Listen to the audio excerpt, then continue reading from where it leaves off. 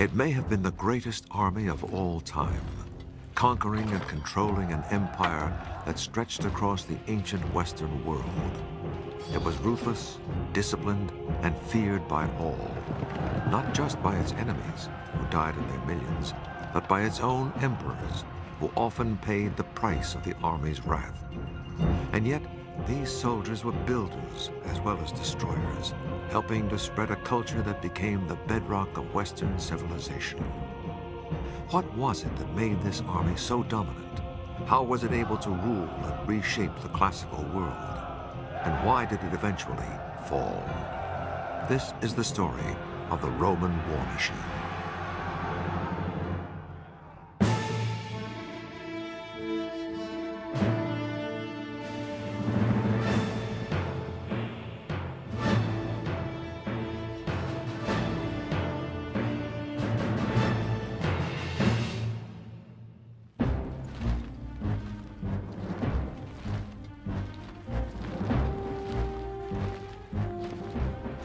In the year 55 BC, Rome's greatest general, Julius Caesar, stood on the brink of destiny. Already, the Roman army, with superior training, tactics, and determination to its rivals, had conquered nearly all the Mediterranean region. Caesar himself had already conquered Gaul, what is now France and Belgium. And he had even bigger victories in mind. Before long, Caesar would use his army to march on Rome itself and change history forever.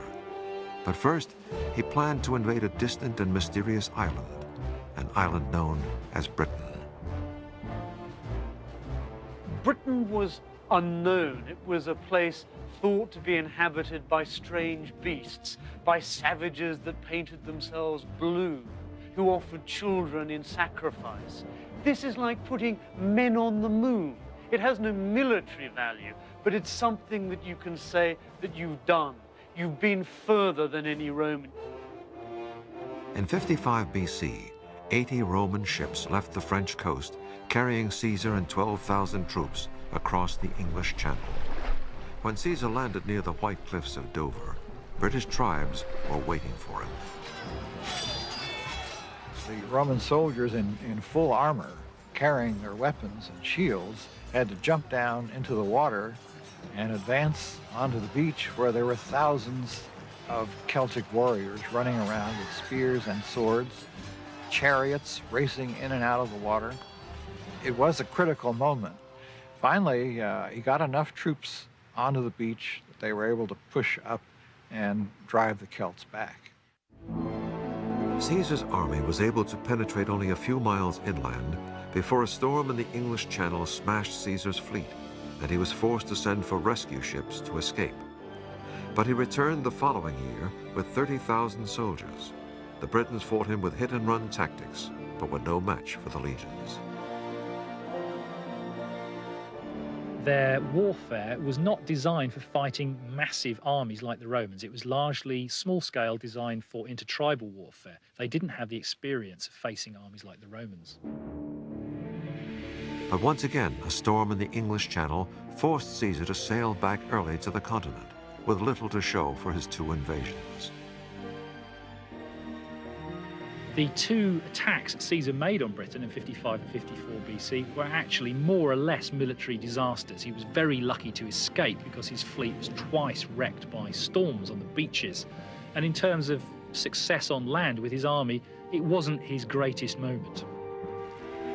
Caesar was anxious to leave Britain for another reason. In Gaul, now France, the tribes Caesar had conquered were planning a unified revolt. The Gauls elected a young chieftain to lead them. His name was Vercingetorix, which means great leader of warriors. He was only in his early 20s, but like Caesar, he was fearless and astute. He clearly had very, very powerful strength of personality in leadership. He, simply because of the discipline he was able to enforce on that very disparate Gaulish army, he managed to achieve some quite remarkable feats with it, just in terms of bringing it together, moving it around, and giving Caesar a very hard time. The Gauls handed Caesar his worst defeat. In a battle for the fortified town of Gergovia in central France, Caesar's army was driven back, losing 750 men. With the Gauls sensing Roman blood, a showdown loomed to decide the fate of Caesar, the Gauls, and Europe itself. Vercingetorix led his army of 80,000 men to the hilltop town of Alesia in Burgundy, which rises 1,500 feet above the plain. This was a tragic mistake. Caesar, arriving soon after with 50,000 men, decided to lay siege and starve his enemy. Nous sommes sur l'oppidum d'Alésia. We're standing on Alesia looking from the exact spot that the army of the Gauls did. When they saw Caesar's troops facing them, surrounding them in the hills and valleys to conduct the siege of Alesia.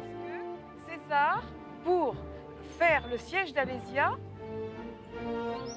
to prevent the Gauls from escaping, Caesar began building an incredible ring of fortifications around the plateau, just like this modern reconstruction in France. His army built a circle of barricades and towers, 11 miles in circumference, in just a few weeks. Oui, c'est quelque chose de tout à fait spectaculaire et César lui-même a été extrêmement... This is really spectacular, and Caesar himself was extremely proud. He gave a detailed account of it in his writings. It was truly a great feat, 50 years before Christ, to conceive all this. There were towers every 20 yards or so, serving as watchtowers and also platforms for artillery, especially catapults, which Caesar made great use of throughout the Gallic Wars. There was more to the fortifications than just the barricades and towers. Immediately in front, Caesar built 2 deep ditches and filled one of them with water. Caesar had rivers diverted to completely fill one of these ditches, so as we can see, it would have been a very effective obstacle against the Gallic cavalry. On the rampart, between the ditch and the fence, was something that was easy to make but also very effective. Branches with sharpened points, which play the same role as barbed wire does today. In front of the ramparts were more lines of sharpened stakes, visible above the ground. But below the ground was something far deadlier, camouflage stakes to impale onrushing enemies. It's very simple and very efficient. They dug a pit about 3 feet deep. They drove a stake into the pit with a sharp point hardened by fire. Then they covered it with branches. César described this process in detail, and we found perfect examples of it in recent excavations. All this held up tremendously the advance of the Gallic forces, while from the towers in front, the Romans were firing projectiles down onto the Gauls. The whole system was extremely effective. But no sooner had Caesar's troops built this great circle of fortifications than Caesar heard that another Gallic army was approaching to try to break the siege. The Romans had to build a second ring of fortifications around the outside of the first one to protect against the second enemy. Caesar's men camped between the 2 rings. They completed their siege works just in time. The Gallic reinforcements soon arrived and attacked the outer ring of defenses. et on dit que César a dû intervenir lui-même. Caesar wrote that he had to lead the defense himself. He could be recognized by his striking red cape. He came from his camp to galvanize his regiments. When Caesar tells us something like this, it means he had a huge problem on his hands. For 2 days, Caesar directed a fierce defense on 2 fronts against armies outside and inside. Helping Caesar lead the battle was his trusted deputy, Mark Antony.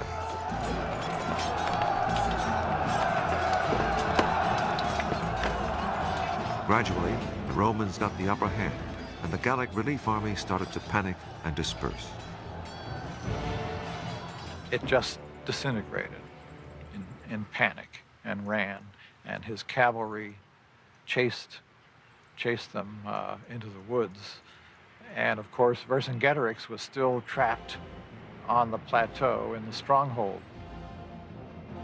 Vercingetorix and his men had no food left, and there were reports of cannibalism. Vercingetorix sent word of his surrender to Caesar, then rode out to appear before him and sat at Caesar's feet. He was led away and sent to Rome as a prisoner, where 6 years later, during Caesar's victory celebration, he was ritually strangled.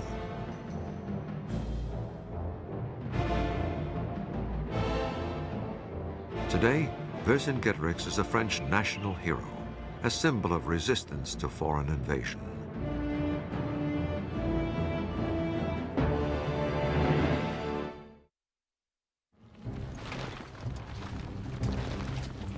By 50 BC, Caesar's campaigns in Western Europe had lasted 9 years, leaving Caesar wealthy and in charge of a dedicated, battle-hardened army.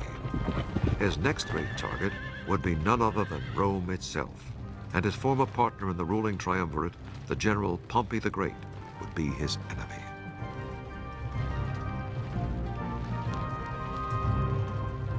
Caesar's victories had been hailed by the common Romans, but among many noblemen, Caesar aroused fear and jealousy. He stood as a threat to their own ambitions to control the empire and its wealth. The consequences were almost inevitable.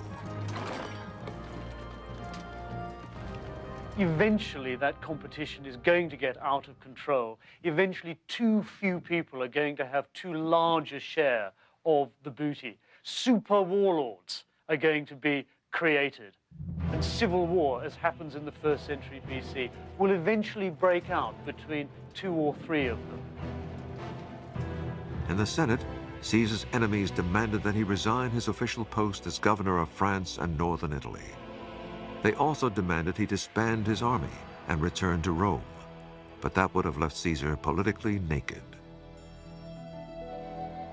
If he returned to Italy, his military command would expire, and he would then no longer have the protection from prosecution which was given by actually being in office. So he would have been extremely vulnerable personally had he gone back to Italy.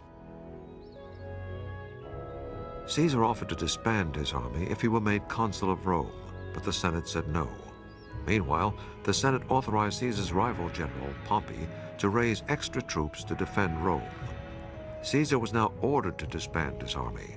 Instead, in 49 BC, he advanced to the river Rubicon, the legal boundary no commander could cross without the Senate's permission.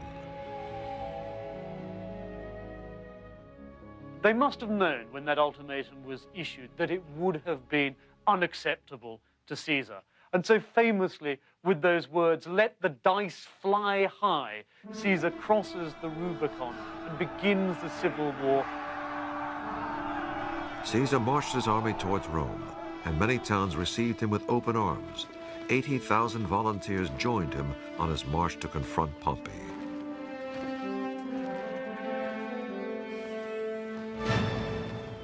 By the time Caesar reached Rome, Pompey's army and his supporters in the Senate had fled for the Balkans to give themselves time to regroup. That left the capital and the treasury as virtual gifts for Caesar. But the civil war was only just beginning. Pompey had other legions in France and Spain, and Caesar quickly headed west to fight them. As a result of his conquest, Caesar was able to forge this very, very effective battle-hardened army which could cope with any other army that it had to face, including other Roman legions in civil war. In Spain and France, there was little fighting. Caesar easily outmaneuvered his opponents, and many of them switched and joined his side. Every Roman town in the provinces was also a potential target, and any town that opposed Caesar came to regret it. High above the suburbs of Marseille in southern France sits the ancient village of La Cloche, which helped supply Pompey's army. So Caesar ordered the town destroyed. A detachment of Caesar's troops marched up this mountain road in 49 BC. Ici, nous sommes sur la voie d'entrée, la voie qui vient de là-bas, qui va... Here we are on the entrance road, which leads up to where the town gate stood. Along here, we found several piles of slingshot stones ready to be used in defense. They were apparently the only weapon the villagers had. La Cloche was home to less than 1,000 people, no match for determined Roman soldiers. Nous sommes dans ce qu'on appelle une poterne, c'est-à-dire une Where porte. I'm standing here was a doorway in the rampart, the protective wall. The rampart is here Il est là. and here. Quand ils ont dû voir When the arriver villagers les looked machines out de and la saw the guerre Romans coming sur up the access le road, chemin, they must sur la have voie been terrified. qui passe au-dessous, ils ont dû être un peu affolés et They quickly ils ont tried to vite fill up the doorways with anything they had handy, avec stones n'importe quel and matériau, mud des bricks. pierres, des briques. Là, vous voyez cette argile. But the villagers' efforts were futile, and for having supported Caesar's rivals, many villages were sold into slavery, and the town of La Cloche was destroyed. Ils ont rasé tout ce qu'il y avait au-dessus pour They combler leveled la all the citerne, buildings pour and used the éviter stones que to les fill gens up the water well so no one could live here reviennent again. habiter le site. Pendant, The 500 site ans, was completely après, forgotten about for the next 500 years. It wasn't until the 5th century AD that the site was partially inhabited again, probably by shepherds. par des bergers. After his easy victories in the west, Caesar returned to Rome, but the decisive battles were still ahead of him. He knew he had to defeat Pompey head-on to win control of the Roman state, and he led his army east towards the Balkans, where legion would meet legion. Roman civil wars were often exceedingly bloody affairs because both sides were using the same tactics against the other, so casualties could often be pretty massive. And of course, as in any civil war, the psychological stresses of that must have been very difficult for the troops. Because all legions had the same strict training, Roman civil wars were usually decided by generalship, and here Caesar had the advantage. Pompey was aging, he was not as decisive. Caesar moved his troops more quickly and was also quite good at deceiving his enemies as to his intentions. After a first indecisive battle, the two Roman armies clashed in 48 BC at Pharsalus, north of Athens. Caesar correctly guessed Pompey's tactics, got the better of the battle, and forced Pompey's army to surrender. I think Caesar wins the civil war for two reasons. Firstly, because his side is more unified than the opposition under Pompey. The second reason people don't like to talk about, but I think it's important, we have to admit that Caesar, throughout the campaigns against Pompey, had a series of pieces of good luck. Pharsalus was a piece of good luck, picking Pompey's tactics and strengthening that wing of his army to respond to them. It could have gone differently. Pompey himself escaped to Egypt, but his former ally, the young pharaoh Ptolemy, had him killed on arrival. Pompey's head was presented to Caesar, who arrived 3 days later. Caesar reportedly wept, but realized through his tears that he was now the indisputable master of Rome. He came to an Egypt that was itself immersed in a power struggle. Young Ptolemy was fighting for the pharaoh's throne with his sister, 21-year-old Cleopatra. She set out to win Caesar's help in her battle and introduced herself in dramatic fashion, smuggling herself into Caesar's presence in a rolled-up carpet, then suddenly revealing herself to him. She was said to have a seductive voice and a kind of vitality and vivacity that was extremely attractive. Her seduction worked. Caesar used his army to help install Cleopatra as sole ruler of Egypt under Rome's control. And then he spent several months sailing with Cleopatra on a barge up the Nile. He claimed he was safeguarding Rome's interests. Egypt was vital if Caesar was to contain control of Rome and of the Eastern Mediterranean. Cleopatra, too, was looking to retain her position as Queen of Egypt. A wonderful coalition of the political and romantic. When Caesar finally returned to Rome, his victory procession was perhaps the greatest the capital had ever seen. That night, Caesar treated some 200,000 citizens to a huge banquet. With Caesar now master of Rome, he released many of his long-serving troops, granting them retirement properties in Italy and France. But before very long, they would be called back into service to avenge their murdered general.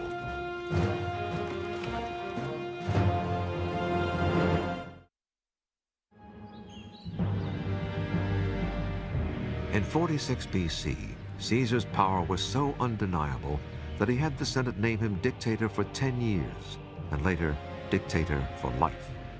But many Romans, with their republican tradition, abhorred this move, and jealousy among his rivals reached fever pitch.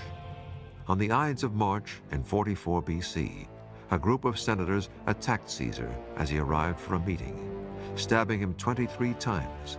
Caesar fell dead, ironically, below a statue of Pompey. He'd become too far ahead of the other competition. The only way to attempt to return things to normal was to eliminate him. In the years before his assassination, he'd begun to assume some of the attitude, some of the regalia, some of the titles of the Roman gods. He was murdered, in a sense, to show that he wasn't a god, in a last-ditch attempt to return the Roman state to a republic. Caesar's murder opened the door to more civil war. On one side were Caesar's assassins and their supporters.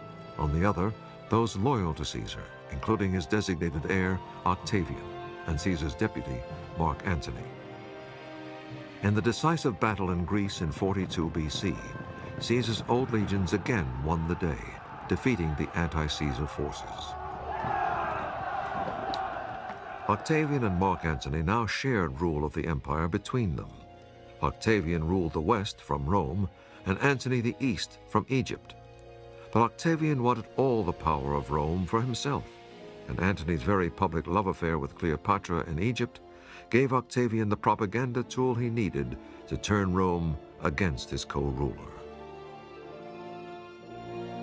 It also allows Octavian to portray Antony as the unmanned Roman, the man who sybaritically on the banks of the Nile sails in scented sweetness with Cleopatra, when he should have been out there like any proper Roman, parading his troops, exercising on the parade ground. Inevitably, it took another civil war to resolve the power struggle.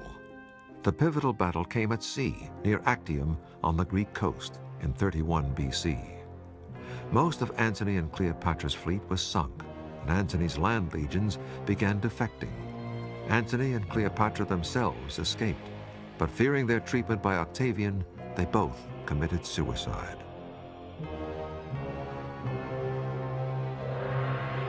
Octavian was now the sole leader of the Roman world and became the first Roman emperor.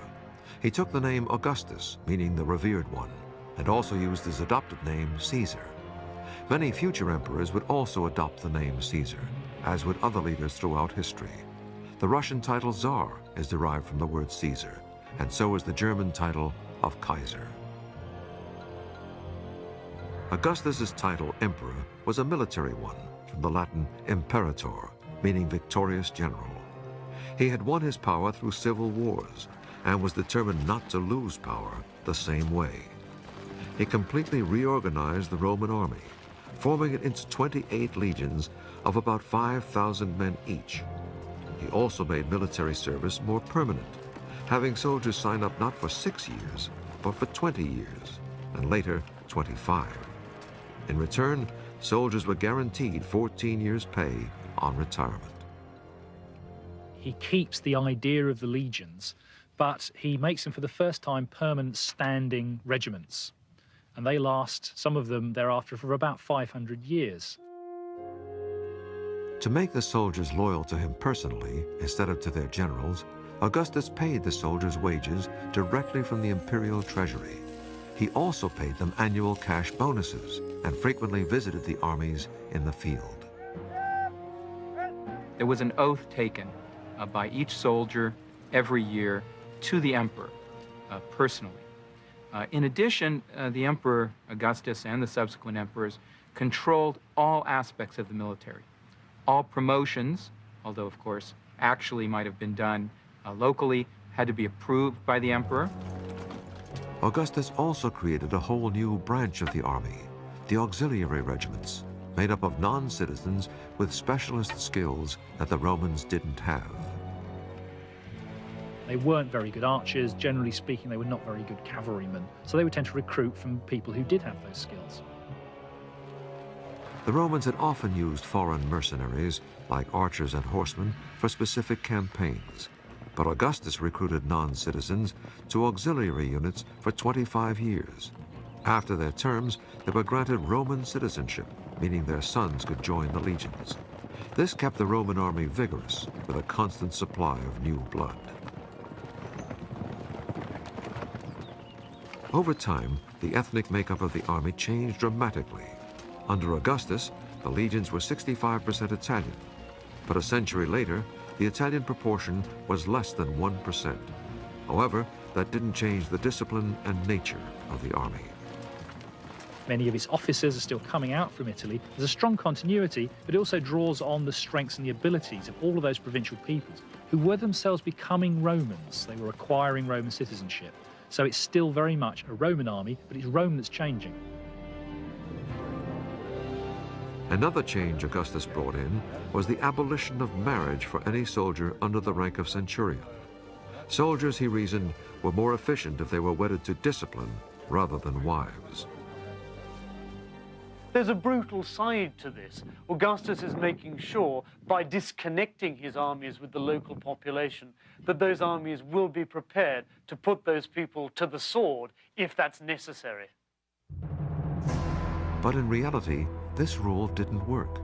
Many soldiers kept common law wives and children in nearby towns, which was tolerated because the sons made good recruits. Sometimes on the frontiers, families lived inside the forts, as evidence is shown at Vindolanda Fort in northern England. You've got the women folk, the married soldiers. Some of them are certainly living inside the barrack buildings. I mean, in the early barrack building we looked at, there was quite a lot of women's footwear, babies' footwear, and so on. And it would appear that, as in later armies, a number of rooms in the barrack buildings were allocated to married soldiers. Augustus kept his legions busy, gradually expanding the empire. But expansion could exact a heavy price, as Augustus found when he tried to conquer Germany. The Romans had built 50 forts along the Rhine, including one reconstructed here at Xanten in Germany, as bases for their campaign. By around 7 AD, the Romans controlled Germany right up to the Elbe River, and Augustus put a man, better known as an administrator than a general, in charge of Roman operations in Germany. He was Quinctilius Varus, the husband of Augustus's grandniece, and he was given command of the 5 legions in Germany. But German tribes were planning a revolt. The leader of the Germans was Arminius, who once fought with the Romans as an auxiliary and knew their tactics. The Romans still trusted him as an ally, which made him the perfect person to set a trap. In 9 AD, he persuaded Varus to lead his army into this forest in northern Germany, on the pretext of quelling a local uprising. The other side put on a very convincing story, you know. They said, look, there's trouble going on, I think you should intervene, and this is the best route to go. And they took him through marshy, very difficult country, and the Germans just prepared a fantastic ambush, and that was it. Varus, disregarding warnings of a plot, led 3 entire legions plus their camp followers, some 30,000 people, into the Teutoburg forest. Most of them would never come out.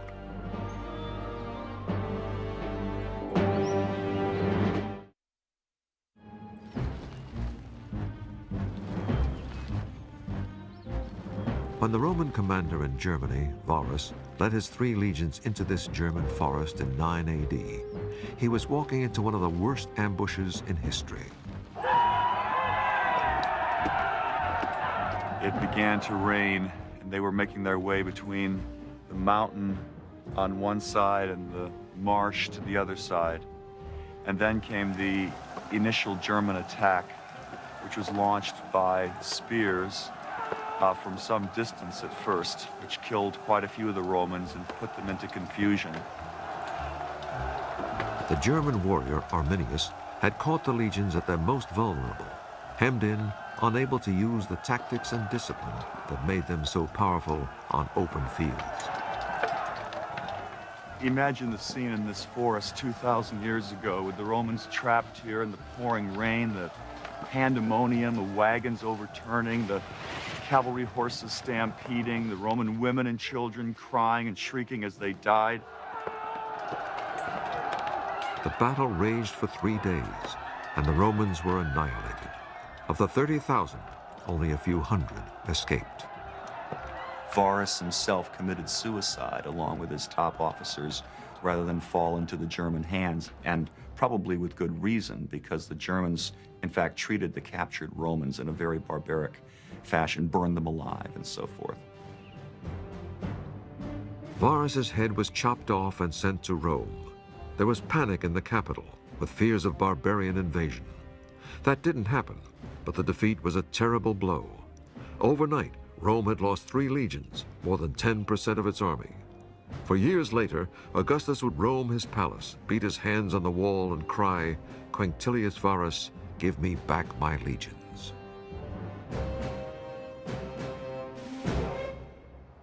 The exact battle site was then lost to history until 1987, when an archaeologist, using a metal detector like this one, found dozens of buried Roman coins here. None of the coins was dated later than 9 AD, meaning they were almost certainly carried by Varus's legions. Also uncovered were medical instruments that fell idle during the massacre in the forest, and a cavalry mask that bore silent witness to the slaughter 2,000 years ago. Rome's expansion plans east of the Rhine were put on hold. In fact, when Augustus was dying in 14 AD, he urged his successors not to try expanding the empire any further. But the Romans had become too fond of conquest to heed that advice. One of the next major targets was Britain. Julius Caesar had made 2 brief invasions there a century earlier without much success. But in 43 AD, the Roman army invaded in earnest. The emperor, Claudius, was a civilian intellectual who needed a military conquest to win credibility with his soldiers. Claudius, as emperor, sets about achieving a military reputation. And that is what drives his invasion of Britain. And he travels from Rome to southeast England in order to be present at the moment of victory. 4 Roman legions plus auxiliaries, about 40,000 troops, landed in southeast England and quickly gained control of southern Britain. Like Caesar before them, this Roman army met a British enemy that had none of the discipline or tactics of the Roman legions.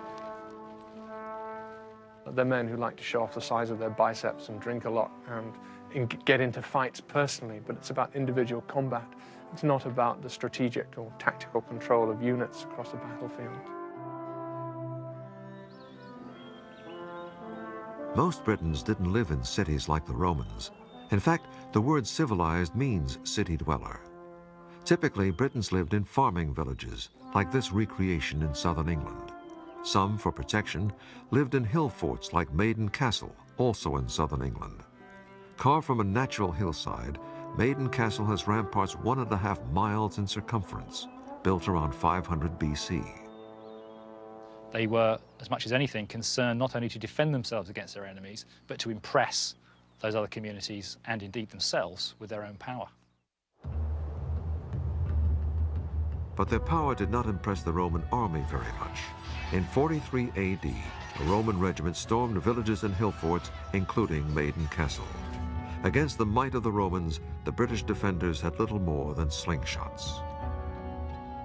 Earthworks like this would not really have been a problem for the Romans. They would have been able to attack and break into an enclosure like this, probably, I would imagine, within no more than a day or so, using artillery burning the gates. A possible remnant of the Roman victory was found during excavation at Maiden Castle, an arrowhead from Roman artillery, still embedded in a British spine.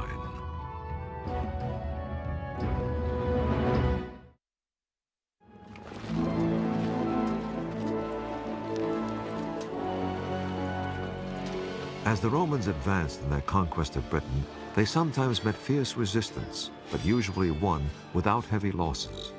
But one British commander pushed the Romans to the edge of disaster, and that commander was a woman.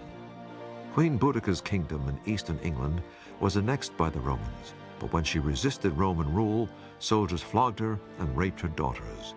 This set off a tremendous revolt by British tribes in 60 AD, led by Queen Boudicca herself. We have a description of her. She was extremely large and fierce, with long red hair cascading down to her knees and wearing a large gold necklace and with bright piercing eyes and a harsh voice. Boudicca's army ambushed a legion, killing some 2,000 soldiers, then destroyed 3 Roman towns, including London, killing about 70,000 Romanized civilians. And the Roman presence was virtually wiped out there. She and her army just killed everybody that she found. And if you dig up any of those cities and get down to the Roman layers, there is a large black layer of destruction which can be directly attributable to her activity. Boudicca's raids were so overwhelming that the Roman Emperor Nero seriously considered pulling out of Britain altogether. Boudicca's army had met little resistance because most of the Roman forces were in Wales, attacking the headquarters of the Celtic priests, the Druids, who inspired native warriors against the Romans. But the Roman army had the last word against Boudicca. They met her army for a showdown north of London and waited for the Britons to charge impetuously towards them. When the Britons were nearly upon them, the Romans threw their javelins, then charged, knocking the Britons down with their shields and butchering them with their short swords. 80,000 Britons were killed that day, and just 400 Romans. The usual problem that the British had encountered, that their simple battle tactics, single-line charges, are not sufficient to deal with the extremely well-organized Roman legions. Queen Boudicca and her daughters committed suicide rather than await their fate at Roman hands. The Boudiccan revolt did little to slow the Romans.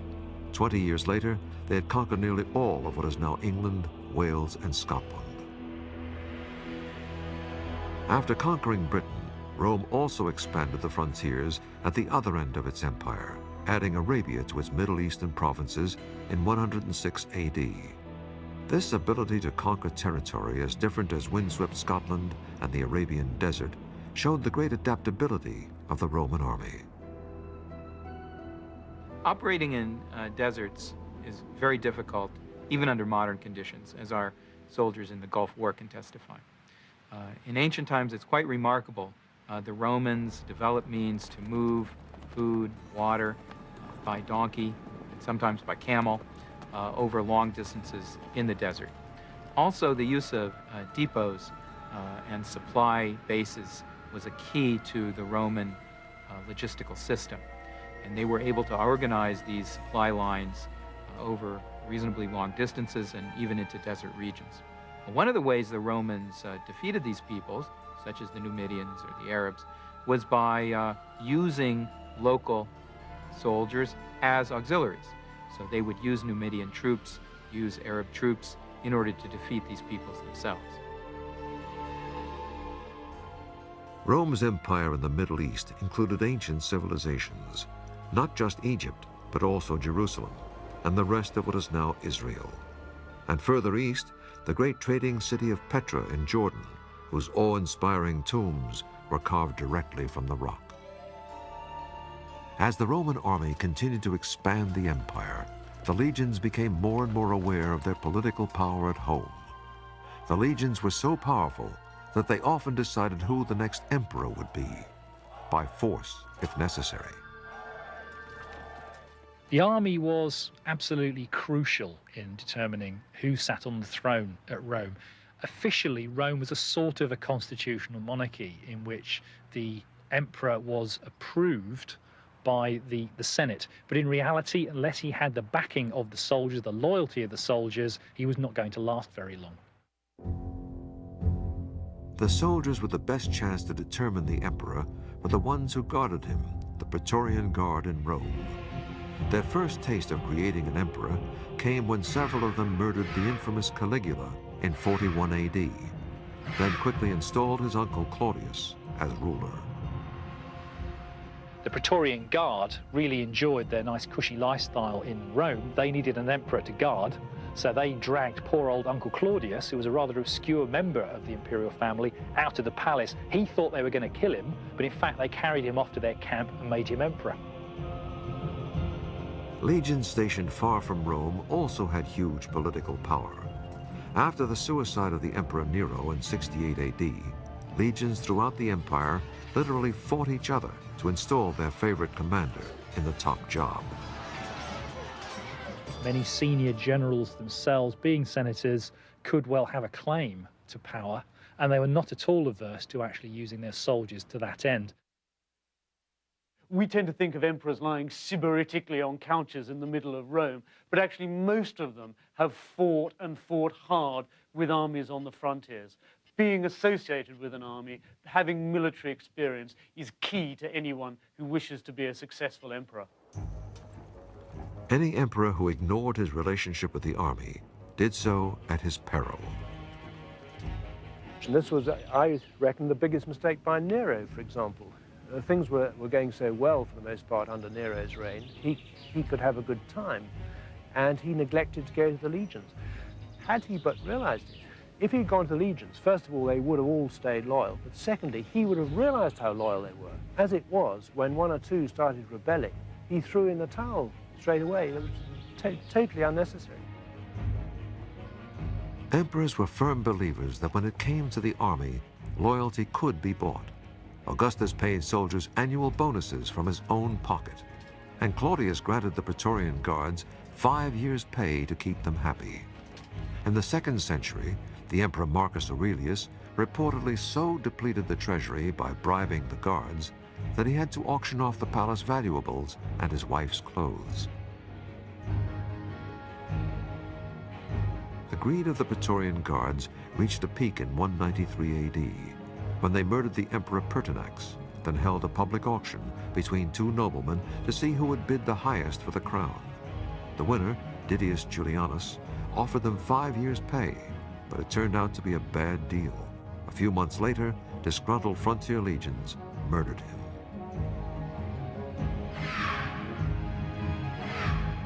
The power of the Roman army to determine who sat on the throne was something that would haunt the empire throughout its history. In the centuries to come, internal wars between legions wanting to win the emperor's crown for their own commanders would badly weaken the defense of the empire and make it vulnerable to decline and fall.